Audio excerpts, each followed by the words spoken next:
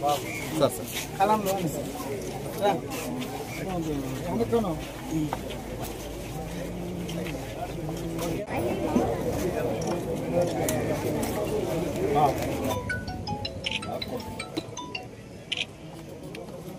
Sir తీసుకోవచ్చు వెనకరాన్న బస్సులో sir కూర్చోండి సార్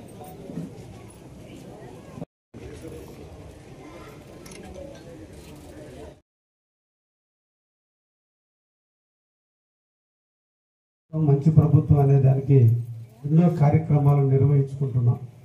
చంద్రబాబు నాయుడు గారు ముఖ్యమంత్రి అయిన తర్వాత చెప్పింది చెప్పినట్టుగా జూలై 1వ తేదీన అవ్వాతాతలకి పెన్షన్లు పెంచి ఇస్తాను అని చెప్పిన మాట మీద ఆయన ముఖ్యమంత్రిగా జూన్ 12వ తేదీన 2024 సంవత్సరంలో ముఖ్యమంత్రి అయిన రోజు నుంచి నేటి వరకు కూడా పేదల కోసం నిరంతరం కష్టపడుతూ సూపర్ 6లో ఉన్నటువంటి పథకాలలో భాగంగా మీ అందరికి కూడా పెన్షన్లు ఇవ్వడం జరిగింది.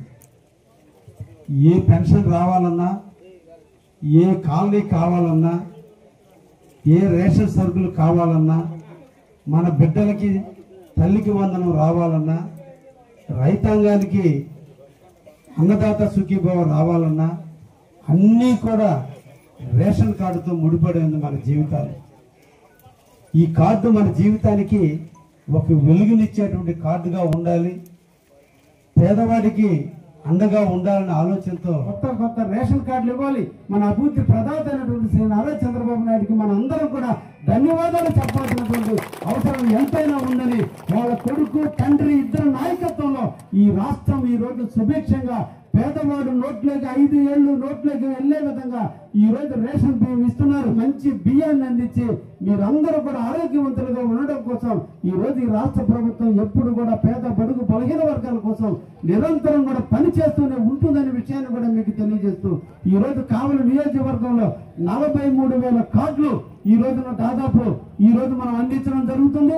అందులో భాగంగా ఈ రోజున 4,500 కార్డులు మన కావలి నియోజకవర్గంలో కొత్తగా ఇవ్వడం జరుగుతుంది. చంద్రబాబు దీవెనలు ఉన్నంత కాలం, ఆశీస్సులు మీరు మా తెలుగుదేశం పార్టీకి అందించినంత కాలం పేదవాళ్ళ కోసం తెలుగుదేశం పార్టీ ఎప్పుడు కూడా కష్టపడి పనిచేసి మీకు నిరంతరం కూడా సాయం చేస్తుందనే విషయాన్ని కూడా మీకు తెలియజేస్తూ ఈ రోజున ఈ రేషన్ కార్డుల కార్యక్రమంలో భాగపంచుకోవడానికి ఈ గిరిజన కాలనీకి రావడం జరిగింది. తప్పకుండా మీ కాలనీలో ఎవరికైతే కాలనీలు లేవో వాటన్నిటి కూడా తొందరలో ఇచ్చి తప్పకుండా ఏ ఒక్కరు కూడా ఇబ్బందులు లేకుండా చూసే బాధ్యత కూడా నేను తీసుకుంటాననే విషయాన్ని కూడా మీకు తెలియజేస్తూ ధన్యవాదాలు తెలియజేస్తూ ముగిస్తున్నా.